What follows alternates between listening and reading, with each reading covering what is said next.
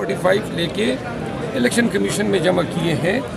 Farm 47 मुरतब होता है farm 45 के नताइज पे। अब जिन फार्म 45 की बुनियाद पे फार्म 47 मुरतब हुआ है, अभी तक एक फार्म 45 इलेक्शन कमीशन के सामने नहीं लाया गया।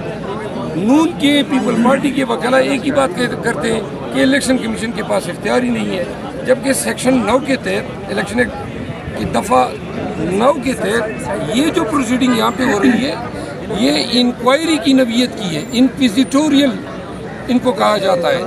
यानी इंक्वायरी में अदालत गवाह भी तलब कर सकती है। आसान सा है, ये फार्म 45 एजेंटों के अलावा इलेक्शन कमीशन को भी भेजे गए हैं, तो अपने ही फार्म 45 देख लें, इसमें इंक्वायरी कहाँ से आ गई। और अगर इंक्वायरी हो भी तो कानून कहता है कि हो, तो इलेक्शन कमीशन से आज मैंने मुतअद्दिद केसेस में यही इस्तदा की कि जी फार्म 47 किस चीज़ पे बना है, वो फार्म 45 हैं कहाँ। कोई 10 दिन होने को आए हैं, नून पीपल पार्टी और MQM एक भी फार्म 45 इलेक्शन कमीशन के सामने न ला सकी, न किसी रिटर्निंग अफसर ने अपने कमेंट्स के साथ फार्म 45 लगाया है। तो आरोज की रिपोर्ट जितने भी आ रहे हैं, जिन आरोज से पूछा जा रहा है, वो तकरीबन जवाब एक ही है। तमाम आरोज ने जराइम का इर्तिकाब किया है, क्योंकि इलेक्शन एक्ट 2017 के तहत उनके जवाबात मिसलीडिंग है।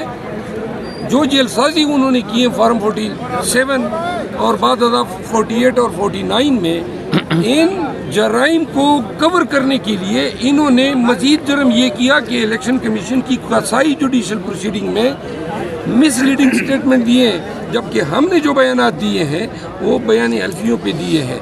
तो लिहाजा करप्ट प्रैक्टिसेस में फाल करता है। कम अज़ कम सज़ा इसकी 3 साल कैद बामुशक्कत बनती है। हर वो रिटर्निंग ऑफिसर जिन्होंने इन जराइम का इर्तिकाब किया है, मालाइदा उनके खिलाफ इलेक्शन कमीशन में इस्तिगासा दायर कर रहे हैं। शेर अफजल मरवत साहब, दूसरी जानिब नून लीग और पीपल्स पार्टी हुकूमत बनाने के लिए मुकम्मल तैयार हैं, और रात को उन्होंने कुछ इतफाक़ भी हुआ है, मुख्तलिफ़ चीज़ों पर कंसेंसस पाया गया है।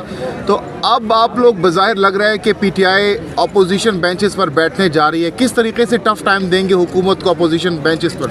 पहली बात तो ये है कि अगर ये हुकूमत बना रहे हैं और अगर इनको ये मुनासिब नज़र आता है कि मैंडेट चोरी करें, PTI के 80 के लगभग NA सीटें ये MQM और पीपल पार्टी मिल के, तो जो इनका साबिका अदवार है सर, एक तो उन पे भी सवालिया निशान बनता है। ये लोग अगर इस तरह के मैंडेट के साथ हुकूमत संभाल सकते हैं।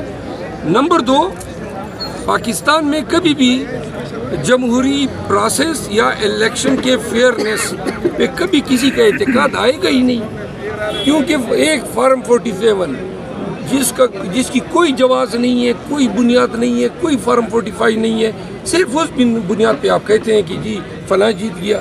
इस तरह तो नहीं होता है। फार्म 45 बुनियादी दस्तावेज़ है, आज तक एक फार्म 45 सामने नहीं आया। अगर ये हुकूमत बनाते हैं और वो समझते हैं कि ये हुकूमत उनको बनानी चाहिए, तो नून और पीपल पार्टी और MQM तो खैर वो तो वैसी ही एक ऐसी पार्टी है जिसको पाकिस्तान की सियासी पार्टियां कोई सियासी पार्टी के डिफिनीशन में कंसीडर ही नहीं करती है, लेकिन नून और पीपल पार्टी को इतना ज़ुल्म मुल्क को कौम के साथ।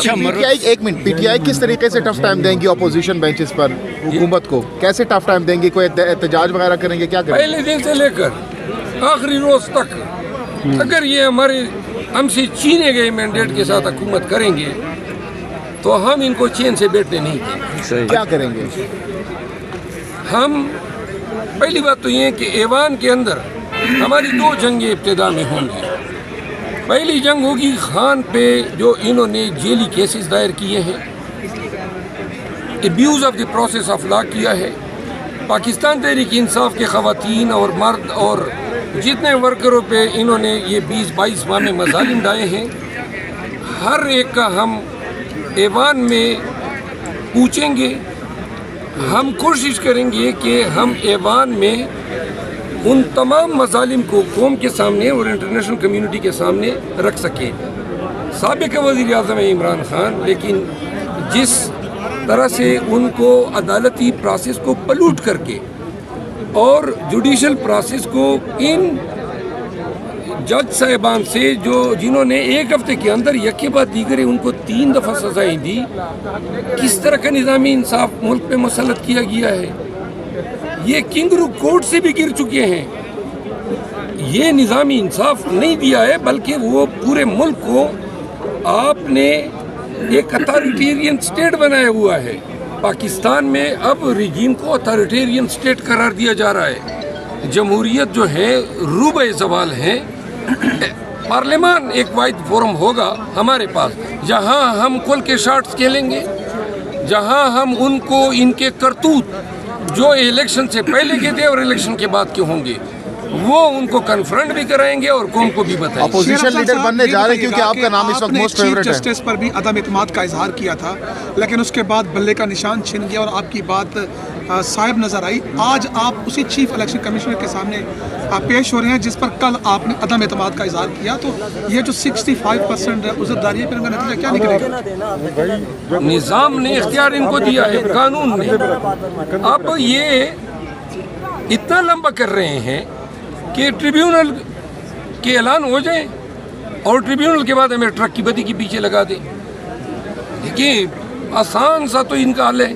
अपनी फॉर्म 45 देख के फैसला करना शुरू करें। दिन में ये 100 मुकदमे फैसला कर सकते हैं। आज तारीख है, फिर 26 तारीख है, फिर और इलेक्शन ट्रिब्यूनल अब बनना शुरू हो गए हैं। न हमें इनसे कोई इंसाफ की तवक्को है, न ये इंसाफ देने की अहलियत रखते हैं। यहाँ पे जो प्रोसीडिंग हो रही है, हम कहते हैं कि जान छूट जाए, आगे हम हाई कोर्टों में तो जा सके। अब बेसिकली हम चाहते हैं खारिज ही कर दे, लेकिन कम से कम आगे का रास्ता खुल जाए।